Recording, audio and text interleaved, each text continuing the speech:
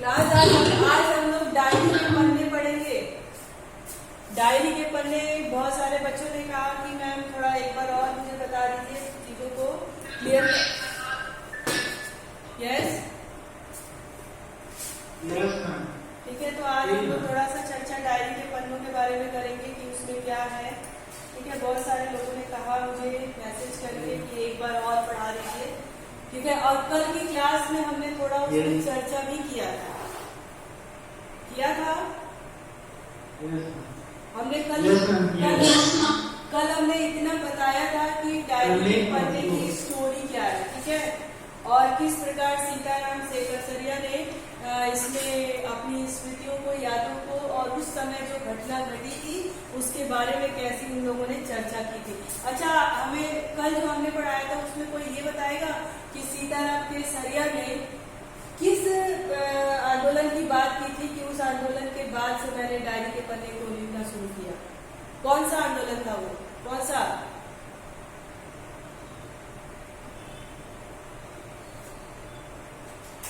स्वतंत्रता आंदोलन। हाँ, वो किसके साथ हो रहा था? इस आंदोलन को शुरुआत किसने की थी? अंग्रेजों के तो खिलाफ था ही, लेकिन भारत से किसने शुरू की थी? किस आंदोलन में वो शामिल हुए थे?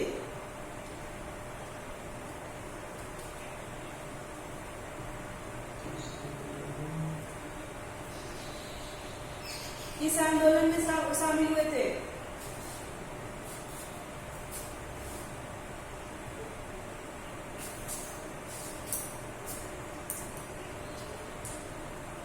सत्याग्रही आंदोलन। हाँ, सत्याग्रह आंदोलन में वो क्या हुए थे? शामिल हुए थे। ठीक है, सत्याग्रह आंदोलन ये कौन से शुरू किया था?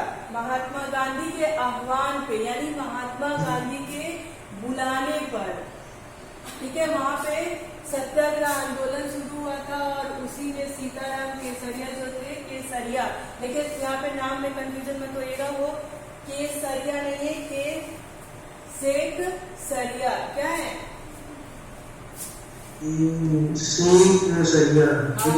तो उसमें ध्यान रखिएगा। ठीक है, तो वहां तक हम लोगों ने पढ़ा था कि किस डेट का उन्होंने और क्यों अब उस डायरी में किस प्रकार का जिक्र किया है उसके बारे में हम जानेंगे। तो अब आगे की चर्चा हम करेंगे कि क्या है उसमें। ठीक है,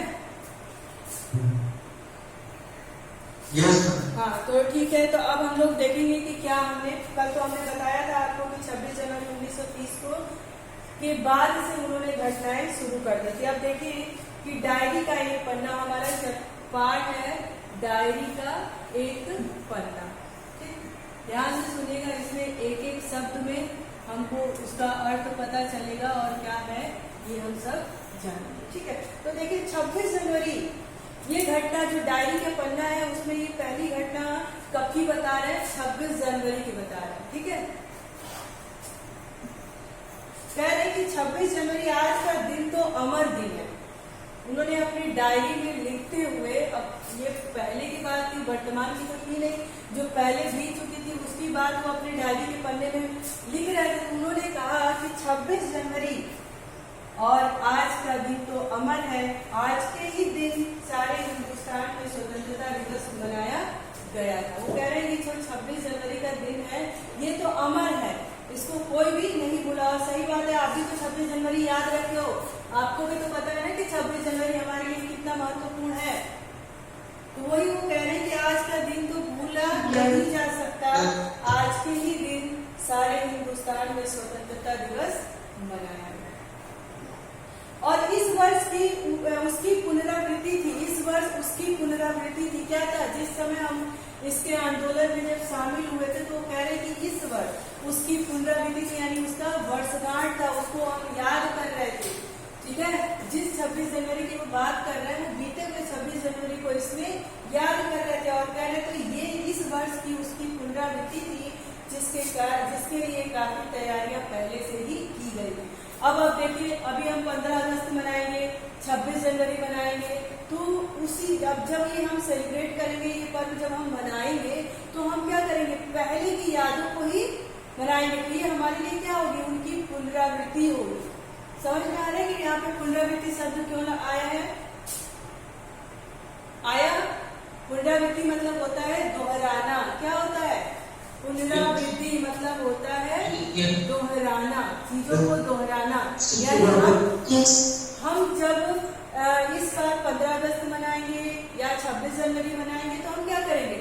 उसकी दोहराएंगे उसको, यानी उसकी याद में ये पर्व हम मनाएंगे। फिर करेंगे उसकी तैयारियां।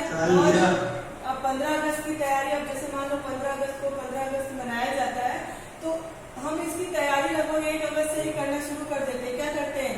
अभी इस बार तो कोरोना काल में कुछ नहीं हुआ, स्पीच तैयार करने लगते हैं, अपने चीजों को सजाने, अपने स्कूल को जिस भी कैंपस में 15 अगस्त मना रहे हैं उसको हम डेकोरेट करना शुरू कर देते हैं। यानी 1 हफ्ता पहले से ही हम उसकी तैयारी शुरू कर देते हैं। तो वो भी यही कह रहे हैं कि 26 जनवरी की ये पुनरावृत्ति थी उसकी, और हम उसकी तैयारियों में जुट गए थे। तैयारी काफी समय से चल रही थी।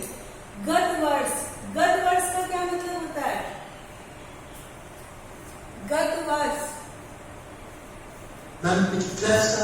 हाँ, कह रहे हैं कि गत वर्ष अपना हिस्सा बहुत साधारण था। कह रहे हैं गत वर्ष यानी बीते हुए साल में, ठीक है, बीते हुए साल में मेरा हिस्सा यानी मेरा योगदान, ठीक है, जो हिस्सा की बात कर रहे हैं वो योगदान की बात कर रहे हैं कि मैंने अपना योगदान उसमें बहुत कम दिया था। मेरा योगदान एक साधारण ही था। मैं उस आंदोलन में शामिल तो था पर उतना काम नहीं कर पाया जितना मुझे करना चाहिए था। इसीलिए गत वर्ष की योगदान उसको क्या करें, वो साधारण कह रहे वो साधारण था। इस वर्ष जितना अपना दे सकते थे उतना दिया। कह रहे कि उस वर्ष को मैंने, वो साधारण ही था मेरे लिए, मैंने बहुत कुछ अपना नहीं दिया, लेकिन इस वर्ष मैं चाहूंगा कि मैं उतना दे दूं जितना मेरे अंदर सामर्थ्य है। सामर्थ्य मतलब क्या होता है? क्षमता। यस, क्षमता। कह रहे कि मैं उतना दे सकूं जितनी मेरी सामर्थ्य है, जितना मैं अपना दे सकता था। केवल प्रचार में 2000 रुपया खर्च किया गया था। कह रहे हैं कि केवल प्रचार करने में 2000 रुपया खर्च किया गया था। सारे काम का भार अपने समझते थे, अपने ऊपर है, और इसी तरह जो कार्यकर्ता थे उनके घर जा जाकर समझाया जाता। अब देखिए सामर्थ्य की बात किया, उन्होंने कहा कि मैं पिछली बार यानी गत वर्ष मैंने अपना, मेरा योगदान साधारण था, लेकिन इस साल मैं उतना करूंगा जितना मैं अपना दे सकता हूँ, यानी मेरी जितनी क्षमता है। उन्होंने कहा कि मेरे प्रचार प्रसार में मेरे 2000 रुपये खर्च हुए थे। उसके बाद मैं क्या करता था, मैं घर घर जाके, जो उसमें कार्यकर्ता शामिल था, घर घर जा करके मैं उनके अंदर एक अलग जगाता था, यानी फिर से उनको चैतन्य करता था और उनके काम काज को उनको समझाता था ताकि वो भी हमारा योगदान कर सके। बड़े बाजार के प्राय मकानों पर राष्ट्रीय झंडा फहरा रहा था। कह रहे हैं बड़े बाजार, बड़े बाजार यानी जगह की बात कर रहे हैं, तो कह रहे हैं उनके प्राय यानी उनके अधिकांश मकानों पर, दुकानों पर झंडा फहरा था, और कई मकान तो ऐसे सजाए गए थे, ऐसा मालूम होता था कि मानो स्वतंत्रता मिल गई। कलकत्ते के प्रत्येक भाग में ही झंडे लगाए गए थे। जिस रास्ते से मनुष्य जाते थे उसी रास्ते में उत्साह और नवीनता मालूम होती थी। अच्छा बताइए, यहाँ पे शब्द लिए हैं उत्साह और नवीनता, इन दोनों का अर्थ आप समझते हो, लेकिन इस डायरी में लिखने का क्या तात्पर्य है? ठीक है, आप उत्साह भी आपको पता है कि उत्साह किसे कहते हैं, और नवीनता क्या है इसको भी आप समझते हो। लेकिन उन्होंने इस बात को, इस लाइन को इस डायरी में लिखा है, तो उनको वो क्या समझाना चाहते थे, क्या कह रहे थे, कोई बताएगा?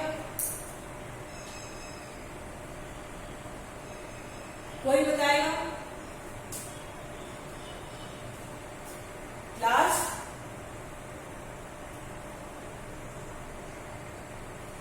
कोई बताएगा?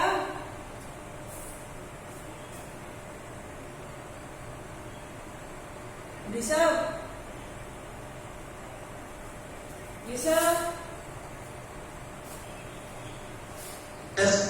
हाँ बताओगे कि क्या मतलब ये उत्साह और नवीनता लाइन क्यों इन्होंने मेंशन किया है, क्यों जोड़ा है उसमें? मैम इसका एक तो कि मैम जिस रास्ते से अपनी चलते थे वो सड़क रास्ते पे ही साफ करता सबके सब मतलब काटे।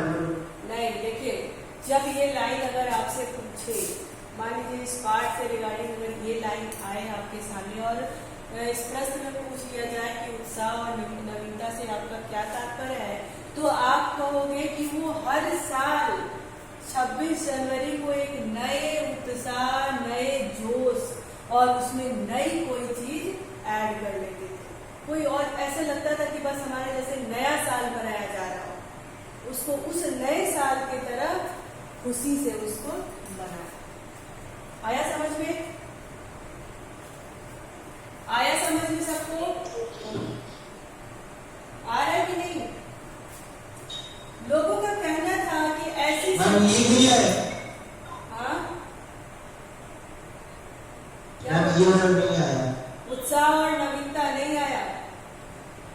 देखिए इसमें इन्होंने लिखा है कि ऐसा मालूम होता था कि मानो स्वतंत्रता मिल गई हो और कलकत्ते के प्रत्येक भाग में ही झंडे लगाए गए हैं।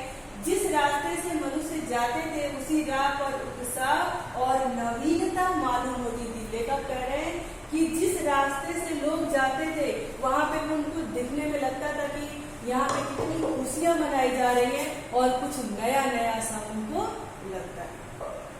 आया समझ में?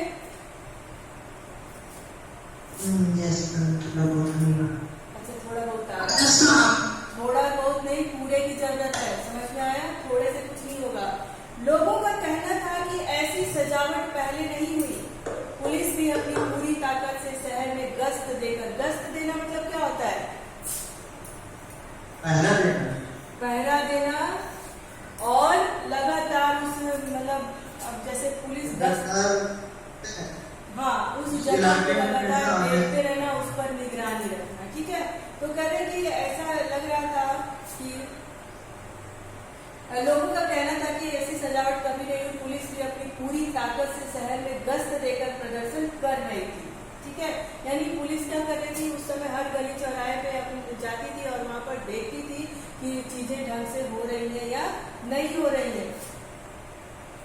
प्रदर्शन कर रहे थे। मोटर लारियों में गोरखे तथा सार्जेंट प्रत्येक मोड़ पर तैयार थे। अच्छा, प्रत्येक लारियों में गोरखे और सार्जेंट, मैंने कल ये बताया था, गोरखे और सार्जेंट। तो गोरखे तो आपको पता है कि अंग्रेजों को कहा गया है और सार्जेंट किसे कहा गया है?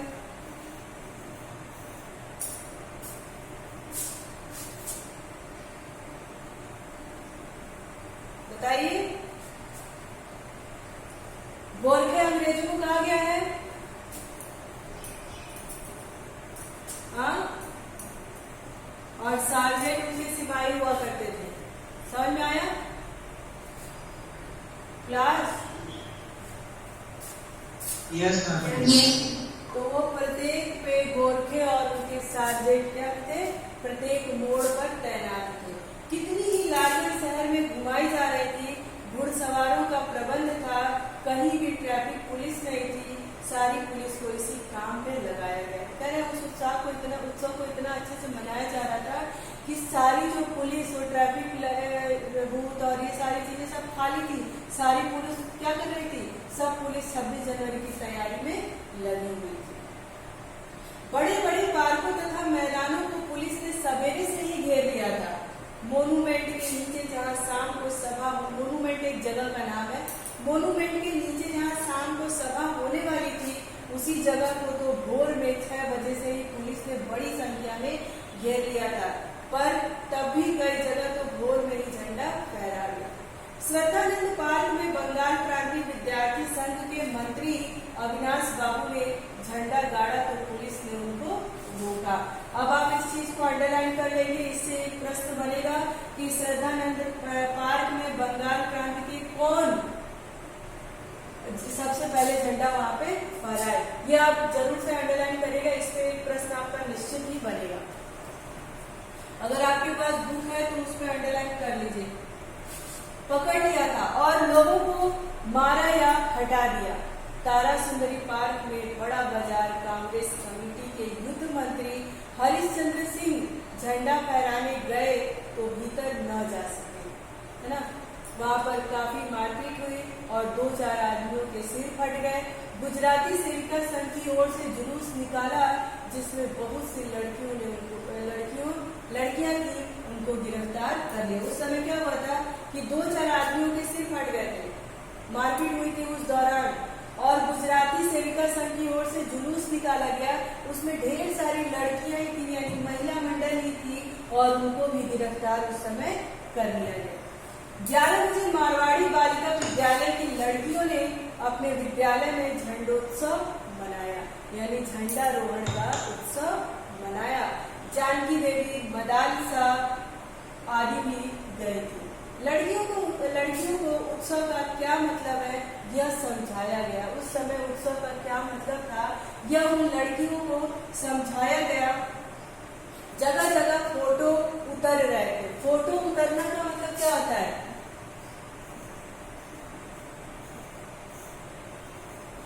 फोटो खींचना। हाँ, फोटो उतरना का मतलब होता है फोटो खींचना। तो जगह जगह फोटो उतर रहे थे, ठीक है। देखिए ये जो फोटो उतरना, फोटो खींचना, फोटो निकालना, है ना, इस तरह के आपको पूछ लिया जाता है। एक बार इसका भी ध्यान रखना आपको। अब जैसे फोटो उतरना, अब उतरने का मतलब हम क्या समझते हैं, कहीं ऊपर से नीचे उतरना, लेकिन यहाँ पे फोटो उतरना का तात्पर्य है फोटो खींचना।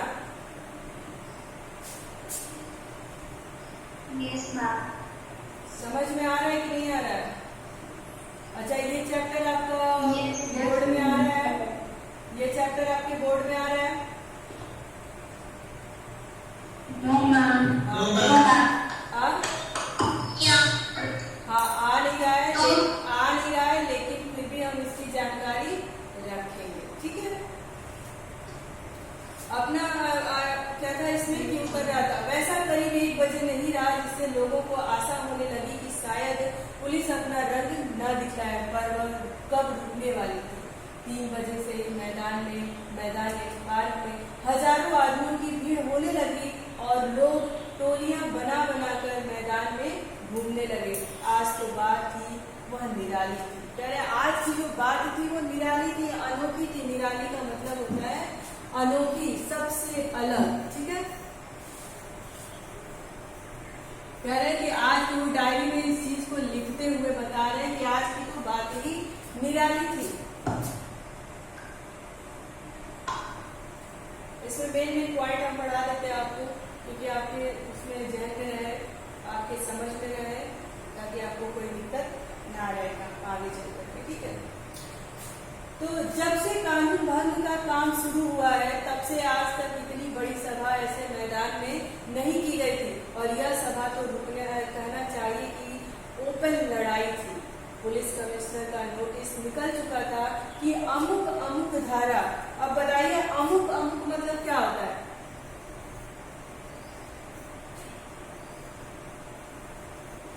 अमुक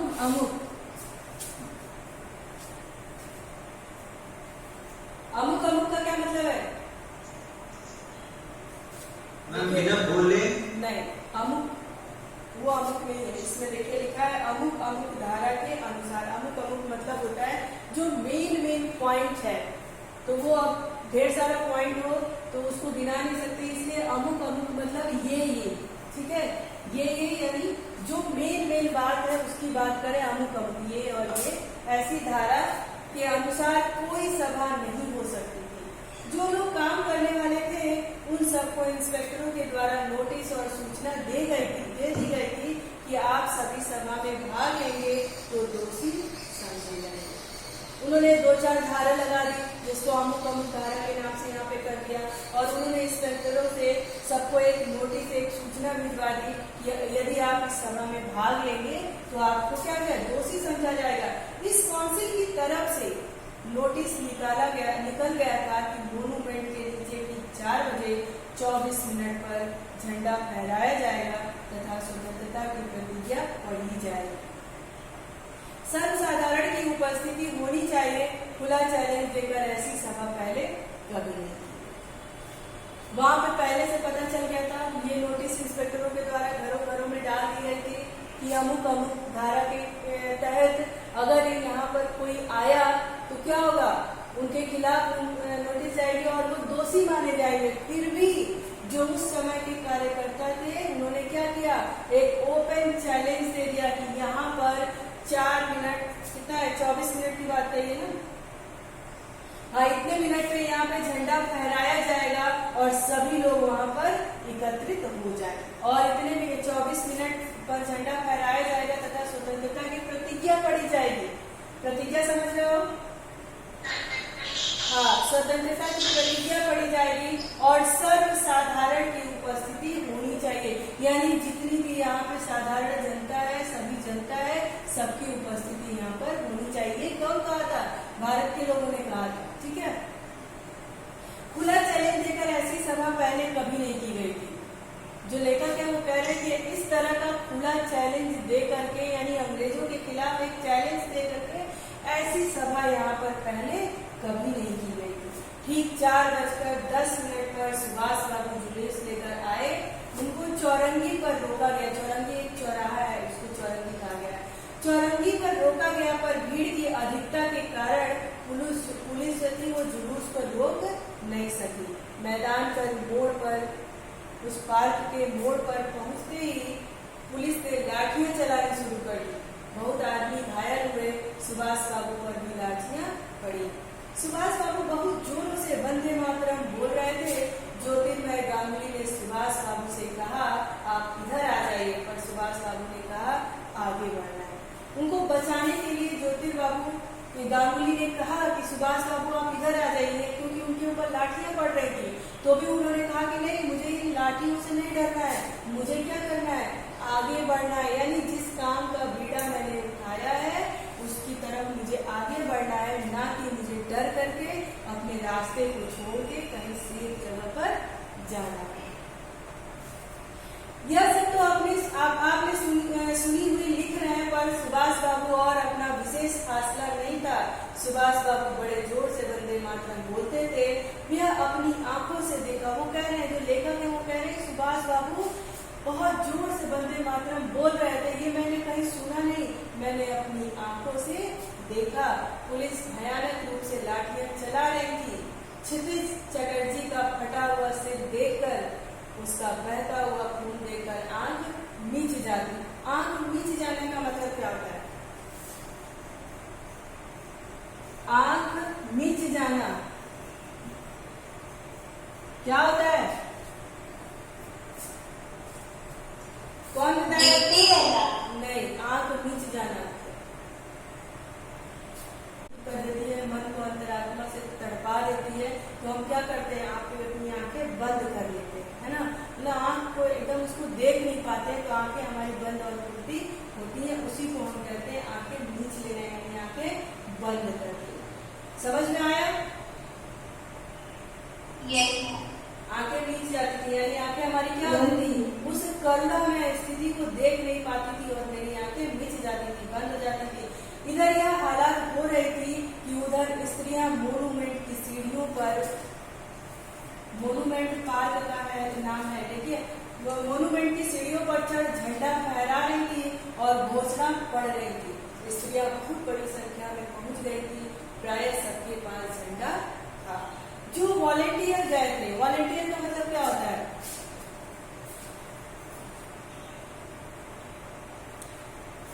वॉलेंटियर का मतलब क्या होता है? क्लास वॉलेंटियर मैम जब किसी चीज को देखते हैं, हाँ, यानी गाइड करते हैं। ठीक है, चीजों को गाइड करते हैं, देखते हैं। स्कूल में भी कोई प्रोग्राम होता है तो वॉलेंटियर्स रखे जाते हैं ना, यस वही वॉलेंटियर थे।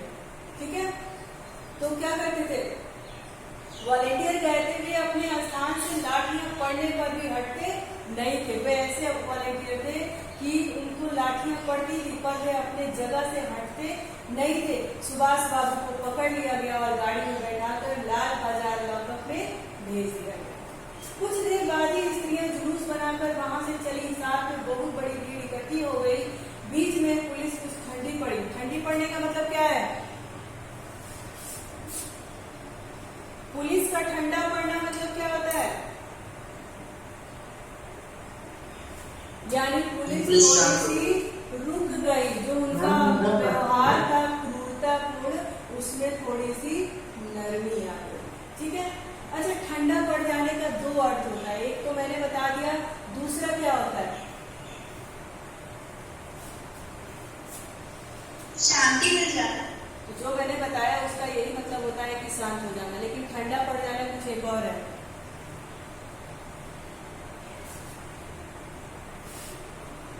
अच्छा बताओ, जब किसी की डेथ होती है तो उसकी शरीर क्या होती है? ठंडी पड़ जाती है? पड़ जाती है? लास्ट तो इसका दो अर्थ नहीं देखा तो सुन लो, इसका दो अर्थ निकल जाता है। एक तो ठंडा पड़ना मतलब शांत हो जाना, और एक ठंडा पड़ जाना मतलब मृत्यु हो जाना। ठीक है।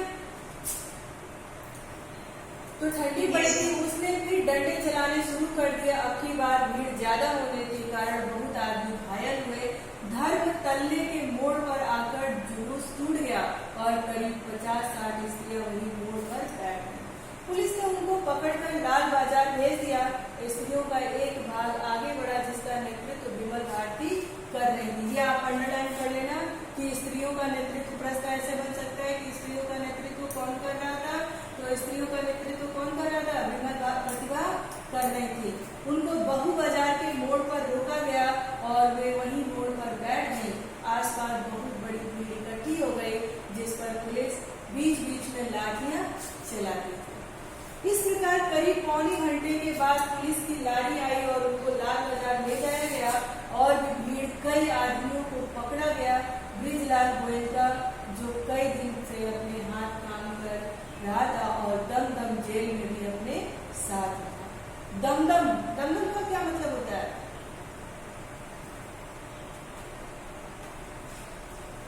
दमदम का क्या मतलब होता है?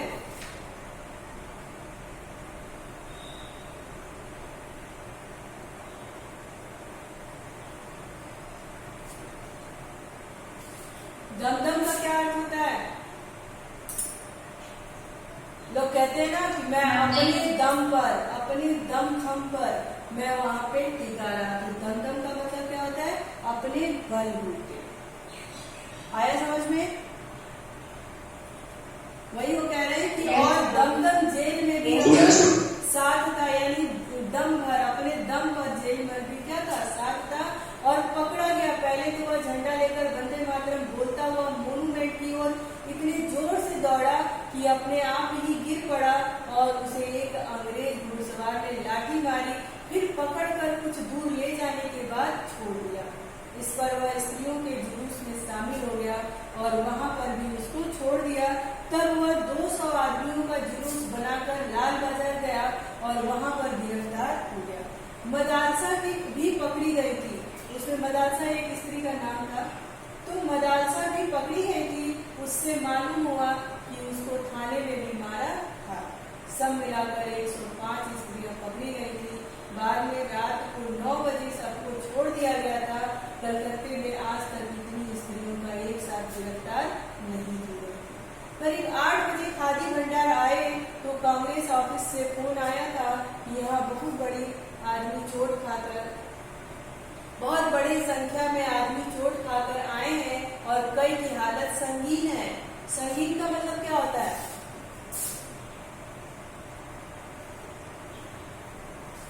कई की हालत संगीन है यानी नाजुक है। ठीक है, कई की हालत एकदम खराब है, नाजुक है। तो कह रहे हैं कि कई की हालत संगीन है, उनके लिए गाड़ी चाहिए। जानकी देवी के साथ वहां गए। बहुत लोगों को चोट लगी हुई थी। डॉक्टर दास गुप्ता ने उनकी देखरेख तथा फोटो उतरवा रहे थे। उस समय तक 67 यानी 67 आदमी वहां आ चुके थे। बाद में तो 103 तक आ पहुंचे। अस्पताल गए। लोगों को देखने से मालूम हुआ कि 160 आदमी तो अस्पताल में पहुंचे और जो 2 लोग घरों से चले गए वे अलग। इस प्रकार 200 घायल हुए जरूर हुए, पकड़े गए आदमियों की संख्या का पता नहीं चल पाया। पर लाल बाजार के लॉकअप में स्त्रियों की संख्या 105 थी। आज तो जो कुछ हुआ वह अपूर्व हुआ। अपूर्व का मतलब क्या है?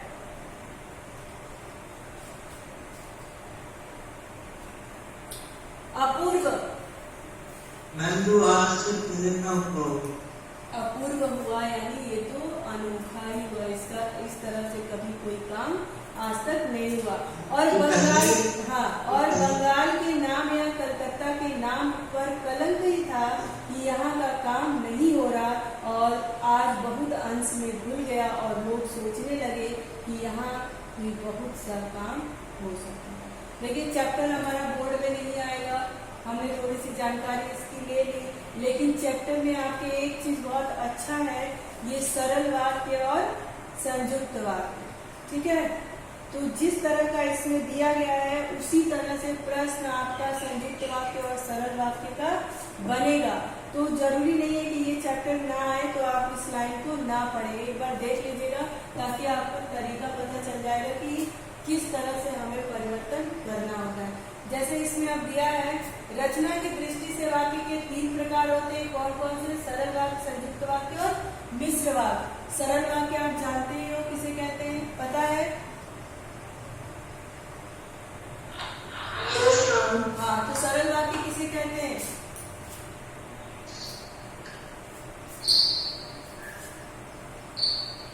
मैम उसमें कर्ता कर्म की बड़ी प्रक्रिया से बोलते हैं। चलिए हम इसके बारे में एक बहुत अच्छे ढंग से पढ़ाएंगे आपको, ठीक है। लेकिन आप यहाँ पे प्रश्न देख लेना कि इसी तरीके से होता है। जैसे इसमें दिया है कि निम्नलिखित वाक्यों को सरल वाक्यों में बदलिए, ठीक है। तो 200 आदमियों का जुलूस लाल बाजार गया और वहां पर गिरफ्तार हो गया। इसमें और लग गया है, इसलिए ये सरल वाक्य नहीं है, क्या है? संयुक्त वाक्य है। लेकिन इस लाइन को हमको सरल वाक्य में बदलना होगा। तो इस लाइन को सरल वाक्य में कैसे बदलेंगे?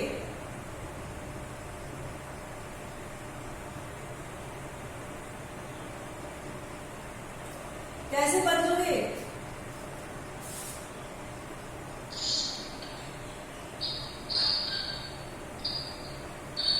मैम 200 आदमियों का जुलूस गया, हाँ 200 आदमियों का जुलूस गिरफ्तार हो गया। इस तरह से हम इसको बदलेंगे। यही जो इसी ट्रिक से हम बोर्ड एग्जाम में ये प्रश्न आएगा और ये 2 नंबर के प्रश्न इसमें से आते हैं, ठीक है। तो ये तो आपको आएगा और इसी तरह से आपको बदलना भी रहेगा। कंफर्म है यहाँ पे। आज आप लोग के लिए होमवर्क भी यही है कि जितना इसमें ये भाषा अध्ययन का जो दिया गया है, ठीक है, ये होमवर्क आप मुझे करके और कल दिखाएंगे और प्लीज सारे लोग आंसर करेंगे, ठीक है। अगर आप ग्रुप पे नहीं भेजोगे तो मेरे पर्सनल पे भेज दो, वहां पर भी नहीं भेजोगे तो टीम पे भेज दो, पर कहीं पर भी भेजो। और सभी लोग, बहुत सारे लोगों का तो आंसर अब मेरे पास आ रहा है, ठीक है। लेकिन अभी भी कुछ 2-4-10 बच्चे